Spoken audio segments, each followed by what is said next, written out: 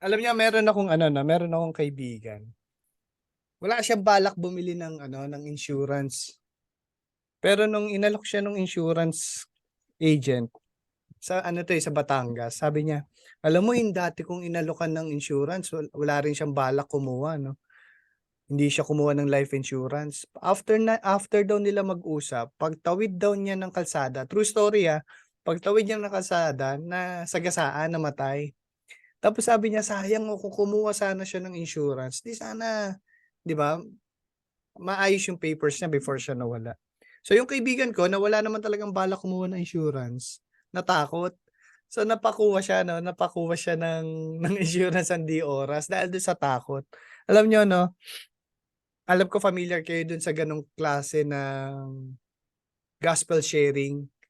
Yung parang merong nagbanggit sa inyo nun, last week 'no, yung parang, alam mo na ba kung saan ka mapupunta 'pag namatay ka?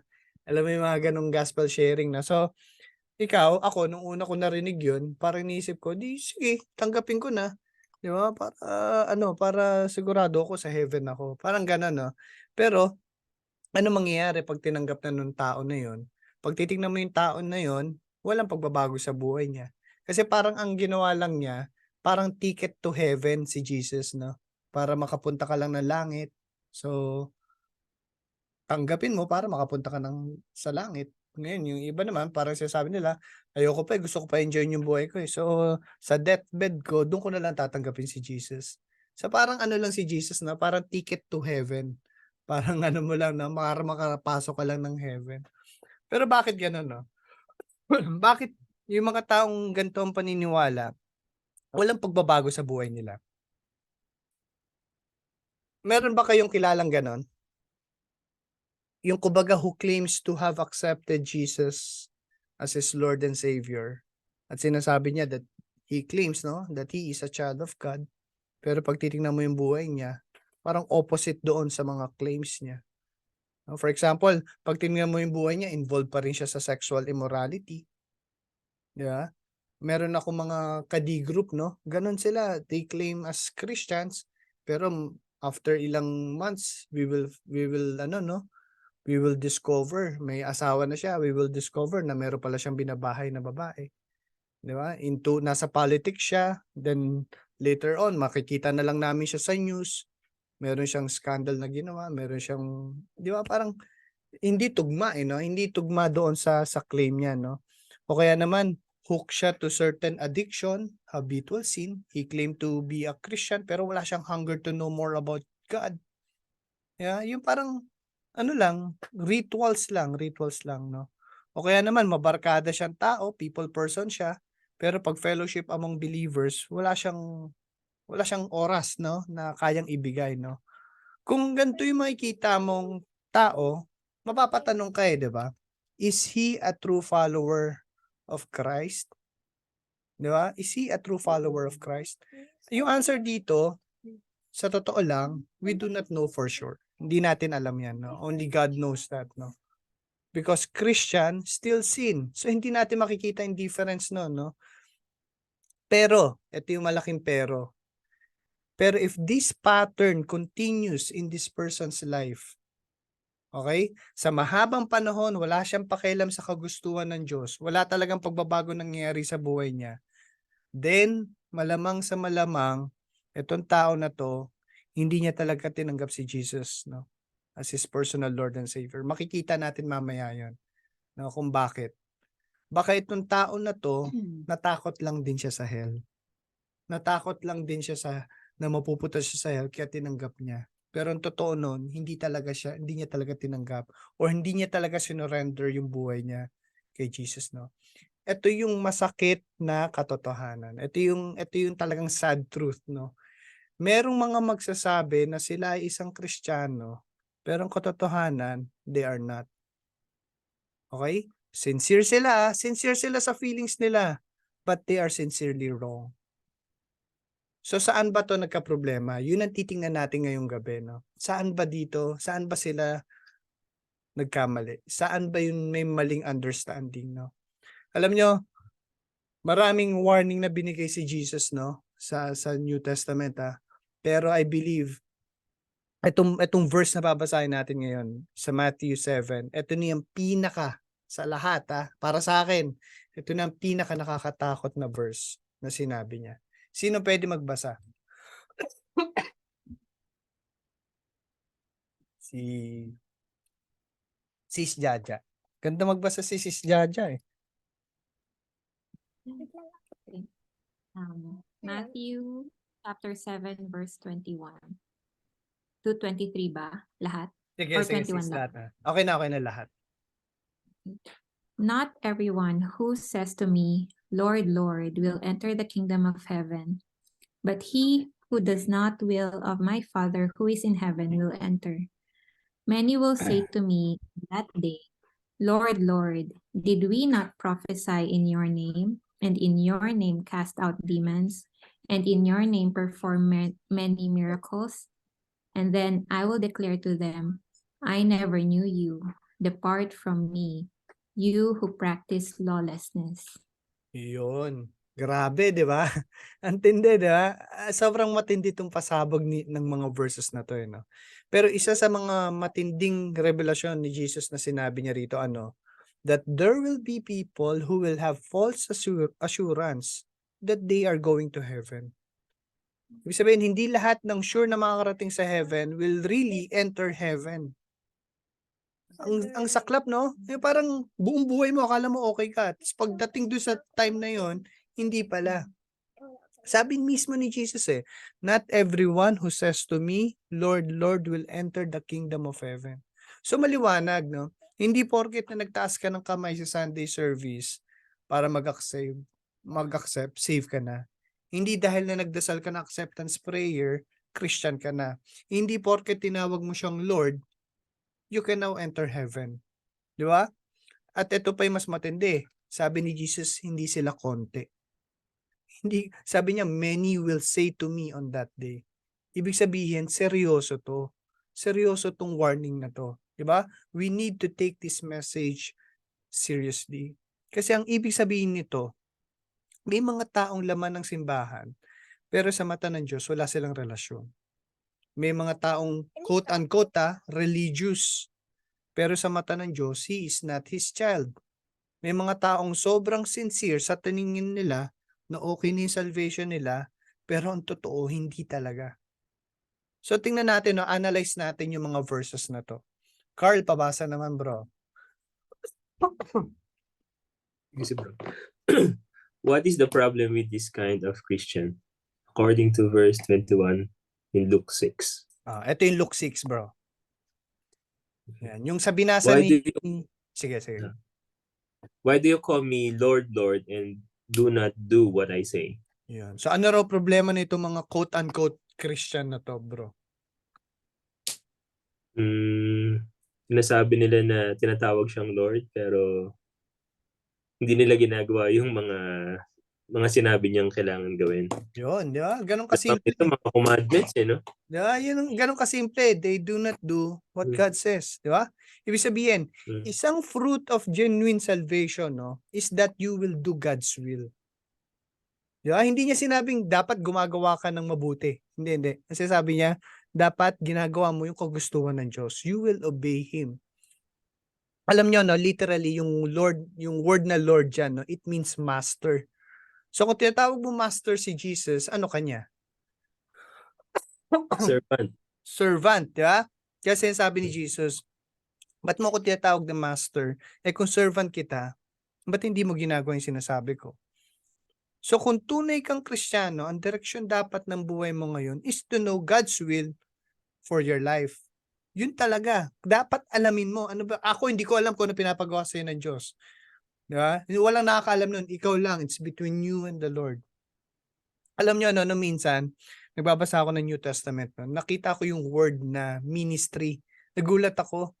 Kasi akala ko dati, ang word na ministry, parang early church na, tayo na lang nag-invento. Pero nasa Bible pala yung word na ministry. So tiningnan ko ano meaning ng ministry sa Greek, no, sa Greek translation. And then I found out, no, ministry is diakoneo. Alam niyo meaning nun? Standing at the table. 'Di ba normally, no, ang waiter pag kumuha ng order sa iyo, dito sa panahon natin, kunin yung order mo, aalis na yun, di ba?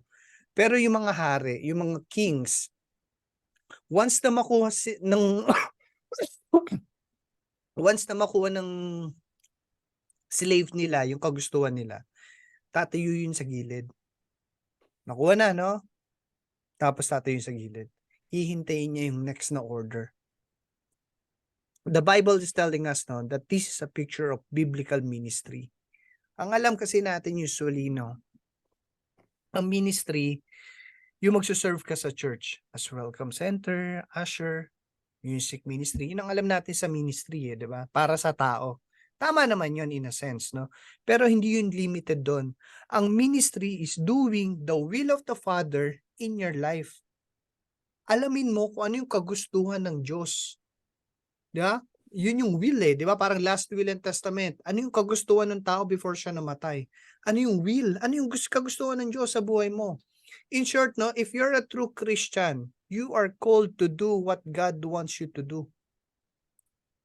Sabi ni Elizabeth Elliot, no, the Christian does not come to God for advice.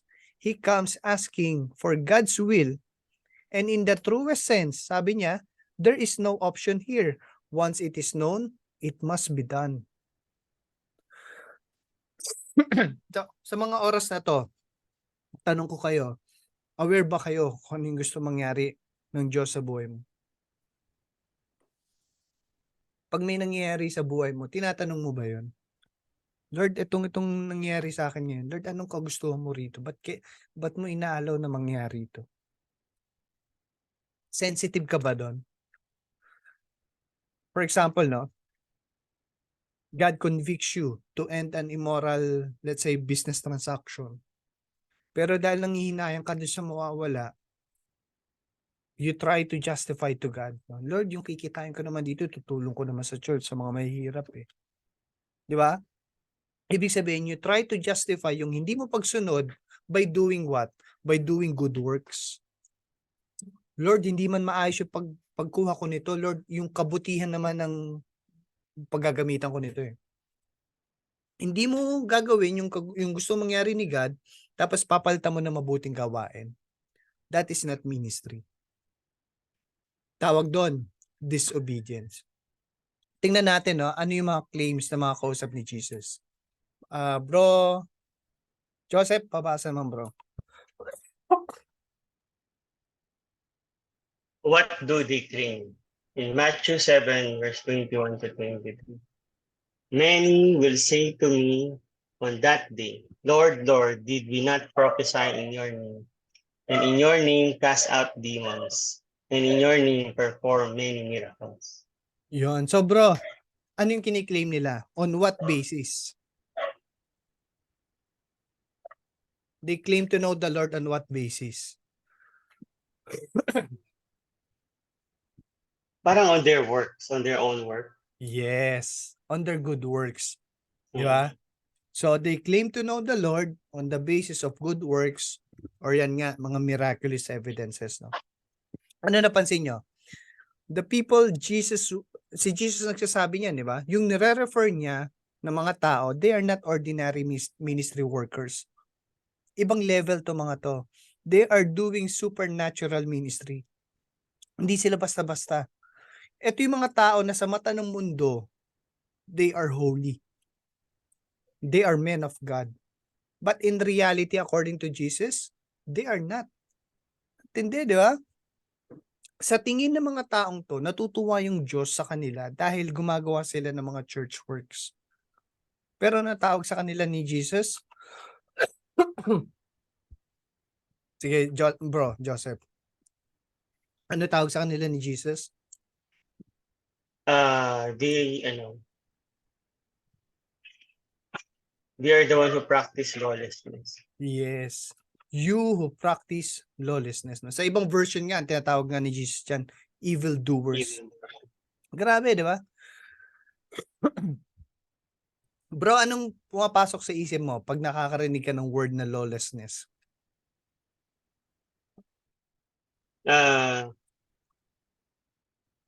Pag lawlessness, they don't really know God. Parang they don't really know God sa lawlessness. Wala naman silang sinusunod o wala silang pinapakinggan. Wala silang papasakop, no? Tama, wala silang Ah. sinusunod. Alam niyo, every time I hear the word lawlessness, alam niyo pumapasok na picture sa akin. Yung bagyo na Yolanda, yung Mm. bagyo na tumama sa Tacloban noong 2013, no? Naalala ko, nakita ko tong picture na to. The morning after ng tragedy, no? Ito yung nakita kong picture sa Tacloban. Yung mga tao nagkakagulo. Pinasok nila yung mga malls, yung mga stores, no? Binabasag nila yung mga salamin, mailabas nila yung mga gamit na binibenta ng store, no? Kinuha nila yung mga pagkain, yung mga grocery, mga appliances, no? Mga gamit. Tapos naalala ko, no? Yung mga guards, tsaka yung mga pulis, nakatingin na lang sa gilid, eh. Kasi wala na sila magawa doon sa nakawan na nakikita nila.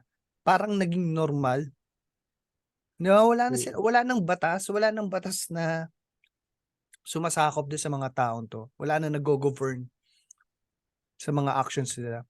Hindi na nga sila nagpapasakop, no. Kung ano yung gusto nilang gawin,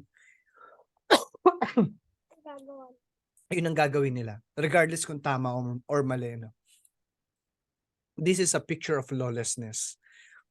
Para kay Jesus, no, even if you do miraculous deeds for Him or in His name, kahit ang buhay mo punong-puno ng rituals, punong-puno ka ng church activities in His name, but you are living a disobedient life. Meron siyang pinapagawa sa'yo, pero di mo ginagawa. Ibig sabihin, tingin mo okay lang. Gumagawa naman ako na mabuti. Ibig sabihin, no, yung ginagawa mo, kagustuhan mo lang. At hindi yun nakaayon sa kagustuhan niya. In the eyes of Jesus, no, you are an evildoer. It's clear, eh. Jesus is not your Lord. Ang bigat, no? Bakit? Because people tend to put confidence in their rituals in order to earn God's favor. What's important to God is that we obey Him. Hindi lahat ng good works earns God's favor. Ulitin ko, hindi lahat ng mabuting gawain ay kagustuhan ng Diyos.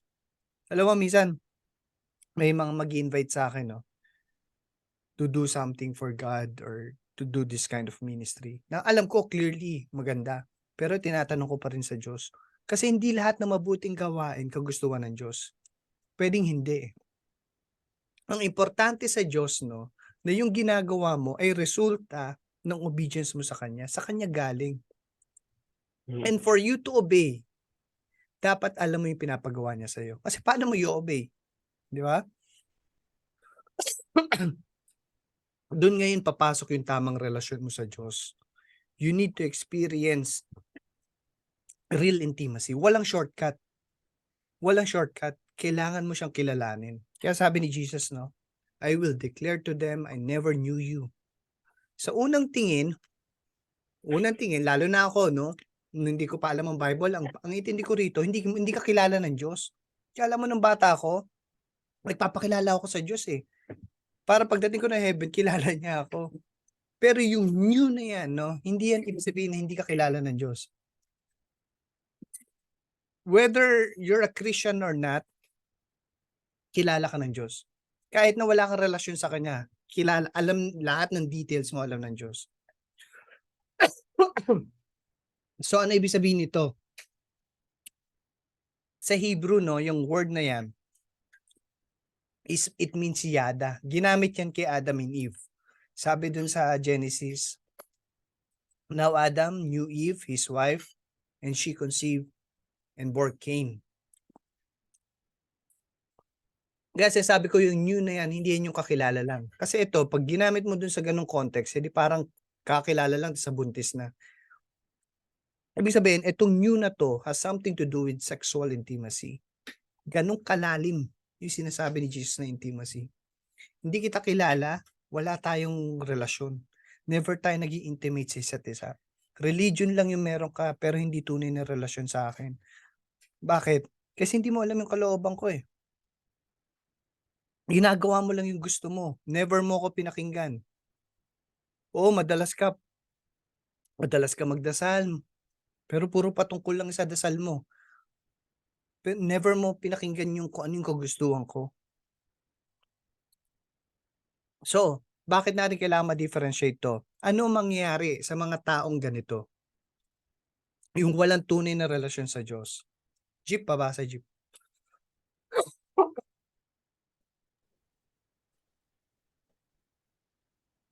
What did Jesus say would happen to them when judgment day comes?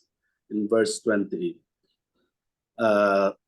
Sa Luke 13 verse 26, in that place there will be weeping and gnashing of teeth when you see Abraham and Isaac and Jacob and all the prophets in the kingdom of God, but yourselves being thrown out. Yun. So, ano raw mangyari sa kanila, Paps? Yun, yung weeping and gnashing of teeth. Tama. So, saan sila mapupunta, Paps? Where will these people go? Pa-continue. Where will these people go? Sa Revelation 21 verse 8, but for the cowardly and unbelieving and abominable and murderers and immoral persons and sorcerers and idolaters and all liars, their part will be in the lake that burns with fire and brimstone, which is the second death. Yun. So, saan sila mapupunta? Sa lake of fire. And brimstone. At alam nating lahat ano ibig sabihin ng lugar na yan. In layman's term, saan yung sa hell? Inferno. Sa impyerno. Clear, no? Ibig sabihin, hell is a place for people who rejected Jesus. Di ba? Marami tayong naririnig na sinasabi, unfair naman may napupunta sa hell. Pero ang totoo, yung hell, lugar sa mga taong walang tunay na relasyon sa Diyos. Pinili mo talaga yun kung napunta ka dyan. Ito ang lugar kung mas pinili mo ang pansarili mong kagustuhan kaysa sa kagustuhan ng Diyos. Para mas maintindihan natin, no? In the Gospel of Luke, John the Baptizer, no, showed us this kind of people. Ano itsura nito mga tao na to? Mark, pabasa Mark.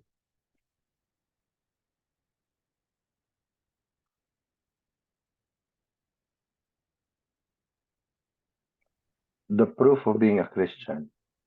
Luke chapter 3, verse 7 to 8. John said to the crowds coming out to be baptized by him, "You brood of vipers, who warned you to flee from the coming wrath? Produce fruit in keeping with repentance, and do not begin to say to yourselves, 'We have Abraham as our father.' For I tell you that out of these stones, God can raise up children for Abraham." Grabe, no, Pops? Yung generation natin ngayon, yung snowflake generation na tawag nila, sobrang sensitive. Di ba?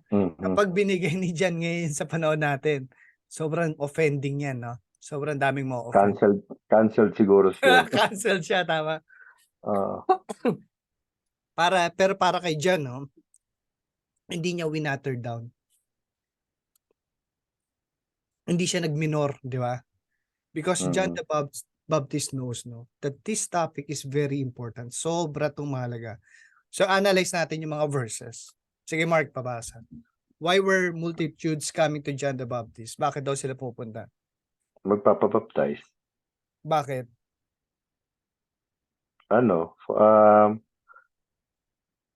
For salvation. Para hindi sila maano doon. They wanted to flee, no? To flee from sa incoming wrath. yan. Sabi nun, these people, itong mga taong dumating kay John, alam nila yung scripture. No? Kung titingnan mo yung context sa mga verses nito, ang tinutukoy ni John the Baptist dito, yung mga religious leaders, the Pharisees, the Sadducees, and the scribes, yung tatlong yan, no? Sila yung mga maalam sa scriptures, no? They wanted to please God through their works. Familiar na tayo kung sino yung mga Pharisees at Sadducees, no? Pero alam niyo yung scribes, sino ba yung mga scribes? Ano bang intindi nyo? Pag nababasa natin sa Bible, yung mga scribes, Tagasulat. tagasulat, no? Kasi nung panahon nila, wala pa syempre photocopy machine. So, pag i-recopy nila yung mga scriptures, manual yan, word by word isusulat. At ang nakatoka doon sa trabaho na yun are the scribes. So, they know the scriptures word by word. Kabisado nila yan. Kabisado nila yan. So, alam nila, they wanted to please God through works. Tingin nila, pag nagawa nila lahat ng utos ng Diyos, natutuwa yung Diyos sa kabutihan nila. Ang problema, Mark, pabasa Mark. To pass God's test, we need a mark of 100%. 99% is never enough according to His standard. Yun ang hindi nila matanggap. They can never earn their salvation through good works. No, hindi nila matanggap yun. Sa madaling salita, hindi nila matanggap na hindi nila kaya makarating sa langit sa sarili nilang lakas.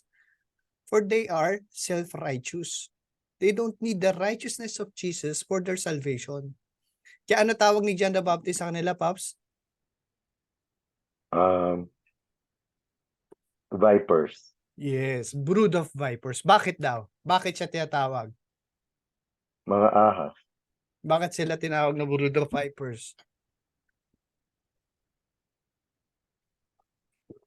Sabi dito, because while they wanted to flee from God's judgment, they were unwilling to forsake their sins. Alam nyo, ewan ko kung familiar kayo dyan, mga nakatira sa provinces sila, Mark. No? Alam nyo, during their time, no, even sa Pilipinas, nangyari ito sa daddy ko sa Zamboanga. Pag nagsunog sila ng damo, dried leaves sa field, naglalabasan yung mga ahas. Na-experience yun, Jeep? Yung sa Pagadian, nangyari sa daddy ko, naglabasan yung mga ahas. Kasi nagsusunog sila ng dried leaves. No? No, parang, kasi yung usok, no? Yung usok, yung init, pag naramdaman nila yon, makikita nila, matatakot sila sa apoy. So, they wanted to save their lives from the fire, yung mga ahas. So, ano mangyayari? Pamilya yun, maglalabasan sa lungga nila para hindi sila masunog ng apoy.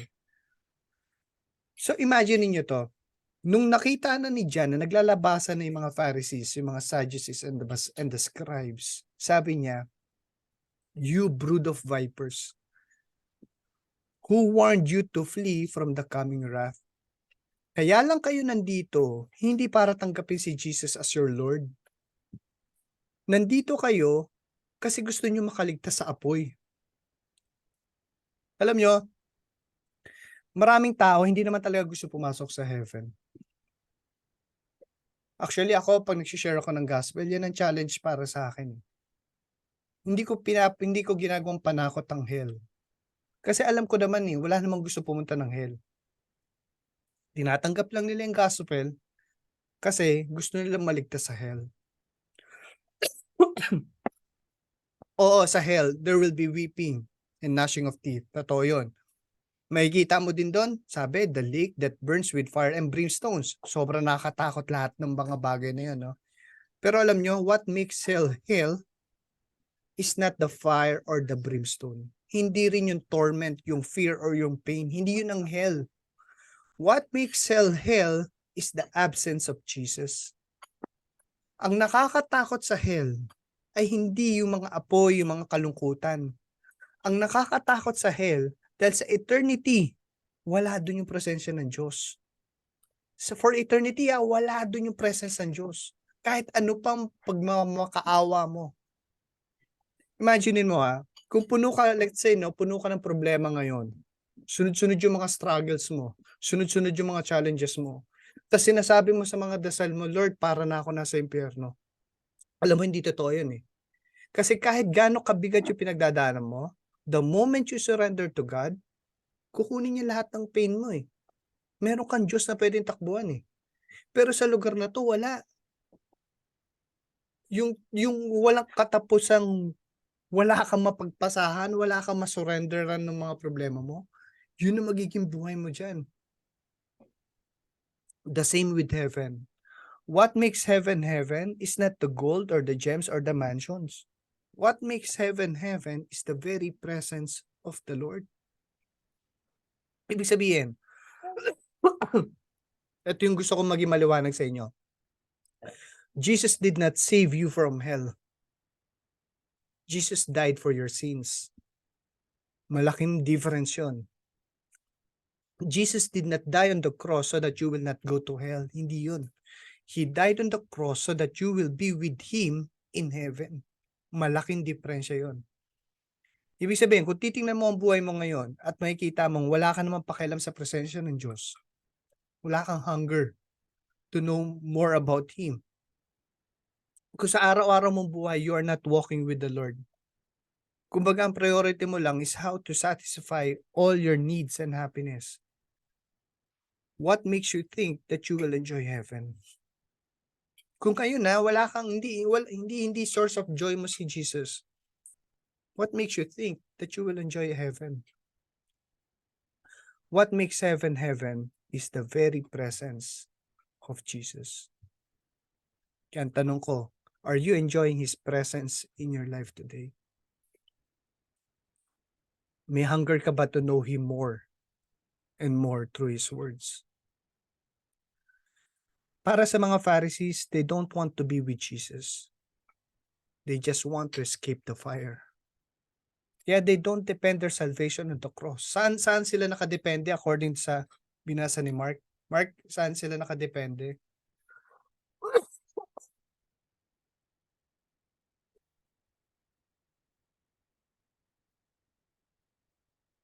Sabi rito, they were relying on their baptism and their heritage from Abraham as his descendants. Jew ako, save ako. Pinangawakan nila yung spiritual pedigree. We are the chosen people. Di ba? Hindi ko kailangan ng Jesus. Ang problema, God was never pleased with them. So ngayon, tanong ko sa inyo ngayong gabi. Today, what are the similar elements that people are counting on to gain them entry into heaven? Ano mga nakikita nyo sa panahon natin? Good works. Sabi ni Doreen, good works. Ano pa? Donation. Tama. Donations. Ministry. Yeah. Religion. Tama. No? Or ano yung mga, alam niyo yung mga save, Ritual. mga ritual, yun nga, mga novena, yan. Or yung mga, save ako kasi hindi mo na ako ganun kasama. Di ba? Yung binababa mo yung basis mo of goodness. Save ako kasi tatay ko pastor. Yun nga, yung religion. Save ako kasi I belong to a certain religious denomination. Di ba? Or, naalala ko dati, no? Sabi ko, save ako, alam mo bakit? Because God is love. Maraming ganyan ngayon. Anak ako ng Diyos. Walang mapupunta sa hell. Alam mo, may ganun akong belief before. Walang mapupunta sa hell because God is love. Hindi kakayanin ng Diyos yun. Hindi ko alam that God is also just. Yun hindi ko maintindihan noon. Alam niyo, no? Before I came to Christ, sobra akong religious, no? 4 days in a week ako magsimba. I serve in our local church. Nagsakristan ako. Tingin ko talaga, no, in my mind, sure heaven ako eh. Ay, kilala ko si Jesus, no? So, lahat ng parte ng kwarto ko may litrato siya.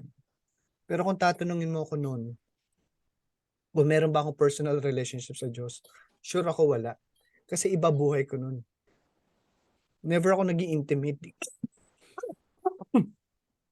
Hindi ko nga alam na meron siyang will eh. Akala ko yung will niya, in general. So, ang laman ng prayer ko lagi, it's about my comfort. In short, I'm like the brood of vipers. Para akong Pharisee, para akong Sadducee. Until I surrendered my life to Christ. Nung ginawa ko yon, nakita ko yung holiness ng Diyos. Yun na nagbukas ng isip ko sa tindi ng kasalanan ko. Doon ko nakita gaano ko yung mess ng buhay ko. No? Akala ko sobrang bait ko sa mata ng Diyos.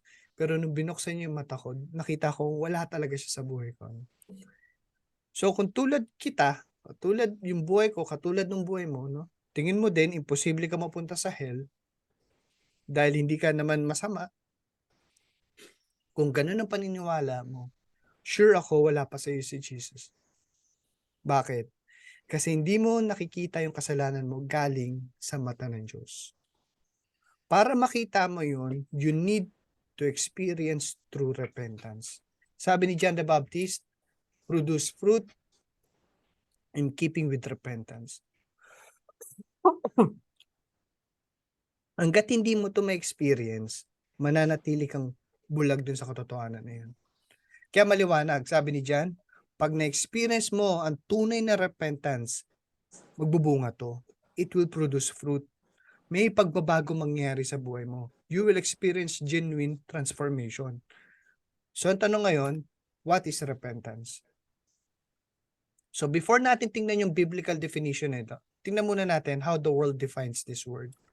Sabi kasi sa Webster, no, repentance is remorse or contrition for a sin or wrongdoing. Yung remorse, ang ibig sabihin niyan, yung sobrang pagsisisi. So, yun na ba yung repentance? Pag sobra ba yung pagsisisi mo sa nagawa mo, okay na ba yun? Repentance na ba yun matatawag? Tingnan natin, ano yung nangyari kay Judas? Sino pang hindi nagbabasa? Si Ipe. Ipe, pabasa naman bro.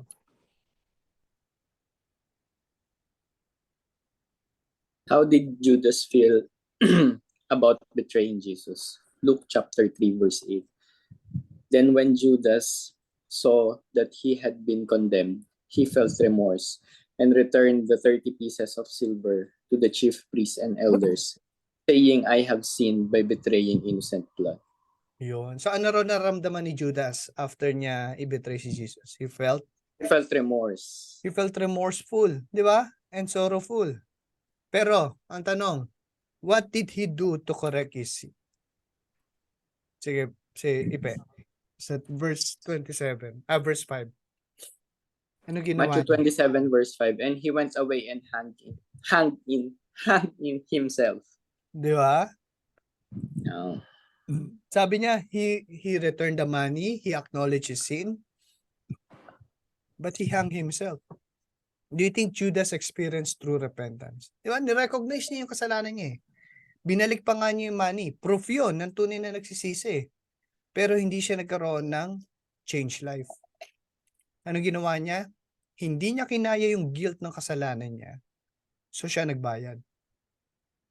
Siya nagbayad sa guilt na nararamdaman niya. This is an example of remorse without repentance. Ano pa yung mga example nito? Example, a child after disobeying his parents cries and says, I'm sorry. Umiyak siya, no? For fear of being disciplined, but without having a change of heart. O kaya, a thief after caught stealing pleads for mercy and says, I'm sorry for fear of being thrown into jail, but without having the willingness to change. Yes, nagsisisi sila, but this is not true repentance. Ngayon, alamin natin, ano ba yung biblical repentance?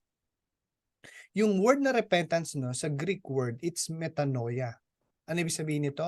After to know. Ang layo, no? Nung bata ako, pag narinig ko yung word na sumisigaw ng repent and believe for the end is near, ang nasa isip ko yung repent, magbagong buhay. Pero ano literal meaning? After to know. Ang layo. Literally, it means the after knowledge or what? Or the changing of the mind consequent to the after knowledge of sin. Ang layo, di ba? It means changing of the mind. Repentance means changing of the mind. Ang question ko ngayon, bakit mind? Bakit changing of mind? Ba't hindi changing of heart? Tingin nyo. Pag mind conscious. Yeah. Sige, Mark. Kasi heart is deceitful. Yes, that's one. No? Heart is deceitful above all things. Tama. Tsaka alam nyo, the moment you surrender your life to Jesus, no? Ano sabi ng Bible? You are now a new creation. The old has died, the new has come. Diba? Hindi ka refurbished. Hindi ka binutingting. Ay, tanggalin ko nga yung yabang nito. Okay na yan. Hindi. Sabi niya, you are now a new creation. Bago ka. Sabi sa Ezekiel, paano niya dinescribe itong bagong creation na to? Sabi ni Ezekiel, God removed from you a heart of stone. Yung heart of stone, hindi yun matigas na puso. Pag sabi mo heart of stone, patay na puso. Yung walang tibok, patay. Tinanggal daw yun ng Diyos, yung heart of stone mo, para ano? Para ilagay yung heart of flesh. Pusong tumitibok-tibok, pusong buhay. Yun yung new creation. Ibig sabihin, kung wala si Jesus ngayon, you are dead spiritually. Buhay ka, but spiritually speaking, you are dead. You are just alive, but you are not living. So if you want to live, ano sabi? You need Jesus. Because Jesus said, He is the way, the truth, and the life. Yeah? So kung Kristiyano ka na ngayon, no, yung puso mo, bago. Bago yan. You have now a new heart. Ang tanong, how about your mind? Paano yung mind mo? Did God remove from you your old mind and give you a new mind? Meron ba tayo makikitang ganun na verse? Wala. Walang ginawa ang Diyos sa mind mo. You still have your old mind. Why? Bakit? Ba't hindi ginalaw ng Diyos yung mind mo? Because God loves you. Mahal ka ng Diyos. He is now giving you an opportunity to love and worship Him back. Hindi niya tinanggal o binura yung mind mo. Binigyan kanya ngayon ng choice. A freedom to choose. Ano yung choice? A choice to choose life. Sabi ng Bible, no? Do not conform to the pattern of this world. Para sa mga Kristiyano to, hindi to para sa mundo. Para lang sa mga nag-surrender ng buhay sa Diyos. Sabi niya, do not conform to the pattern of this world, but, ano raw? Be transformed by what? By the renewing of your mind. Now that you're already a new creation, God is now in the business in transforming your life. For you to become more and more like Jesus, di ba? Ang tawag ng Bible dyan, alam natin yon, sanctification. So paano mangyari yon? Sabi sa verse na to, by renewing our mind, by changing our mind. Bakit? The battle is in our mind. Hindi ni-reform at tigad yung mind mo nung sinurrender mo sa Kanya. For example, ang struggle mo is lust. Struggle mo, pornography, womanizer ka before mo sinurrender buhay mo sa Diyos. Nung sinurrender mo na yung buhay mo sa Diyos, hindi mo nakalimutan mong babae. All of a sudden, parang ka nagka-amnesia, ano, paano ulit mong babae? Hindi, alam na alam mo pa rin yun. Bakit? Hindi niya ni-reset yung mind mo eh. But now, you have the power to say no. Noon, wala. Wala kang spirit to say no eh. Ngayon, meron. How can you glorify God? By using that power. Ngayon, wala ka ng desire to do that old life. Bakit? Kasi you are now a new creation eh. Akala mo lang hook ka pa din doon sa addiction mo before. Pero ang totoo nung wala ka na. You are now free. Wala ka ng shackles, wala ka ng bondage ng sin. Pero, nililid ka ng kalaban sa lies. Gumagamit siya ng deception. Pero ang totoo nun, in reality, you are free. Sabi nila, no, one day lang tinanggal na ni God yung buong Israel from Egypt. One day lang yun. Pero for 40 years, tinatanggal nila yung Egypt sa puso nila. Pero ang totoo, free na sila. But they are living in slavery. Kung meron ka addiction ngayon, no, tandaan mo, you are already free. Kaya mong ihinto yan anytime. Kaya lang, kapag ka nagpasakop ka pa rin sa lies ni Satan, akala mo, nandun ka pa rin sa kasalanan na yun. Nandun ka pa rin sa addiction na yun. Pero ang totoo nun, you have now a new heart. Anong kailangan mong gawin? You need to renew your mind. Transform your mind. At pag ginawa mo raw yun, ano raw mangyayari? Sabi sa verse na to, Then you will be able to test and approve. Ano raw i-approve mo?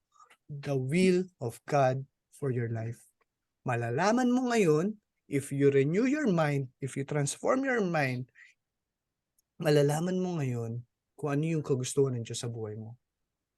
At how did this verse describe God's will? His good, pleasing, and what? Perfect will. Yan na yung purpose mo. Yan na yung purpose ng buhay mo. Ano itsura nito? Imagine niyo no, nagda-drive kayo papuntang Laguna, papunta ka ng south, pero ang totoong direksyon mo, Baguio. Yun na talagang gusto mong puntahan direksyon. And then, meron tumawag sa'yo at nagsabi sa'yo na tingnan mo yung mapa, mali ka ng tinatahak. Papunta ka ng south eh. So, anong ginawa mo? Naghanap ka ng exit, nag-U-turn ka, papuntang direksyon ng Baguio. Repentance is turning away from sin towards God brought about by a change of heart. When God convicts you of your sin, sinabi niya sa'yo, mali yung ginagawa mo.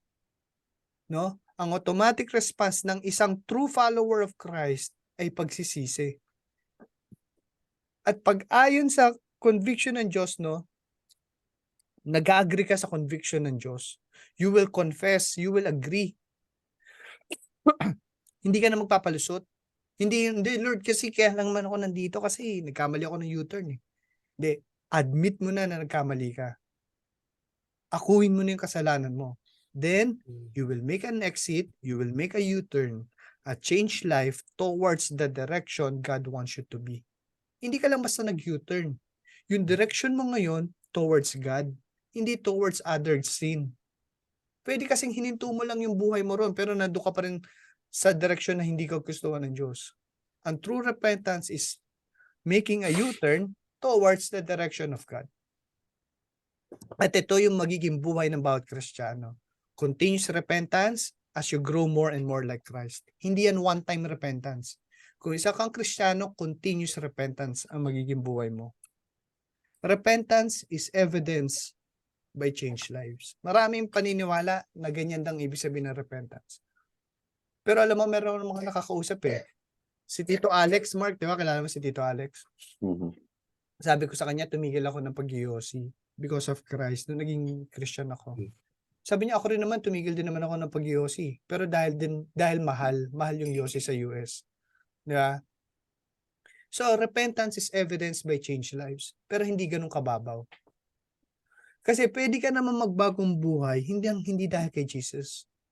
Pwede yun, di ba? Pwede mong itigil yung addiction mo nang hindi dahil kay Jesus. So, repentance is evidenced by change lives. Tama yan, pero hindi yan ganyang kababaw. Repentance is evidence of an exchange life. An exchange life. Buhay na pinagpalit. Ibig sabihin, gusto ko maging clear sa inyo to hindi ka naging Kristiyano dahil mas mabait ka na ngayon kaysa noon. Hindi yun ang Christianity. Hindi ka Kristiyano dahil gumagawa ka na mabuti para sa Diyos. Kristiyano ka dahil yung buhay na meron ka ngayon, hindi mo na pagmamayari yan. Jesus bought us with His blood. Diakoneo. You are standing at His table, waiting for His order. Ngayon, naninirahan na ang Espiritu ng Diyos sa buhay mo ngayon. Ibig sabihin, unti-unti mo na makikita yung kasalanan mo galing sa mata ng Diyos. From the eyes of God. You will see sin the way God sees it.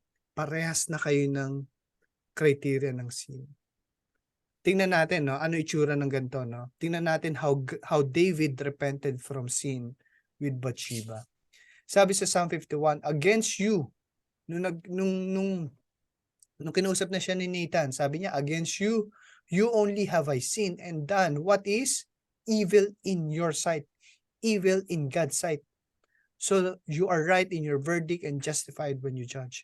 Alam naman ni David na mali ang adultery. Alam niya yun. Hindi siya kailangang paalalahanan doon. Alam niya yun. Lalo namang alam niya or kasalanan ang murder.